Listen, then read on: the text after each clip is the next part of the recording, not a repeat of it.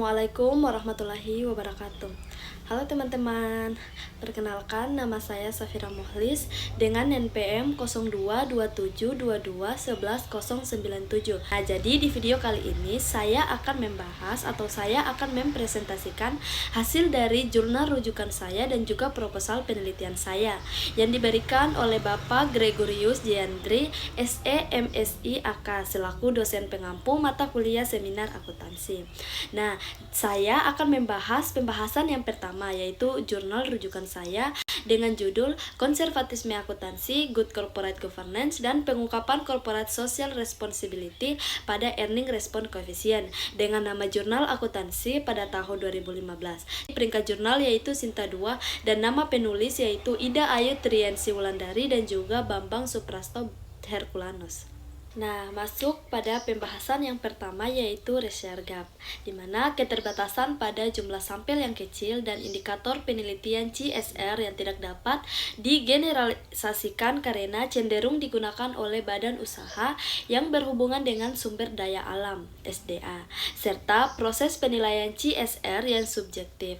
Selain itu, hasil penelitian sebelumnya menunjukkan variasi dalam pengaruh GCG dan CSR terhadap IRC, sehingga masih diperlukan penelitian dengan sampel yang lebih besar dan indikator yang lebih umum untuk mendapatkan hasil yang lebih kuat. Kita masuk pembahasan yang kedua yaitu tujuan penelitian. Nah, penelitian ini bertujuan untuk memperoleh bukti empiris mengenai pengaruh konservatisme akuntansi, good corporate governance, dan pengungkapan corporate responsibility terhadap earning response coefficient pada perusahaan yang terdaftar di Bursa Efek Indonesia dan masuk dalam peringkat corporate governance Perception Index atau CGPI.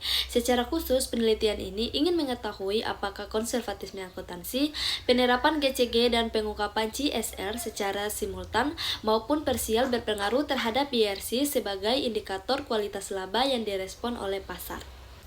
Nah, selanjutnya yaitu tinjauan pustaka atau teoritis. Di sini landasan teorinya yaitu penelitian ini mengacu pada teori agensi menurut Jensen dan Maechling pada tahun 1976 yang menyoroti potensi konflik antara pemilik dan manajer.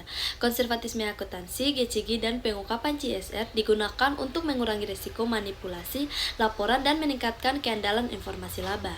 Jadi, untuk pengembangan hipotesisnya, di mana hipotesis yang pertama H1, konservatisme akuntansi berpengaruh positif terhadap IRC. Hipotesis kedua yaitu corporate governance berpengaruh positif terhadap IRC. Dan hipotesis ketiga, pengungkapan CSR berpengaruh terhadap IRC. Pembahasan selanjutnya yaitu metode penelitian. Penelitian ini menggunakan pendekatan kuantitatif dengan objek perusahaan yang terdaftar di BEI dan termasuk dalam peringkat CGPI selama periode tahun 2008 sampai 2012. Sampel dipilih secara purposive sampling dan menghasilkan 40 amatan. Data sekunder diperoleh dari laporan tahunan, situs BEI, dan IICG.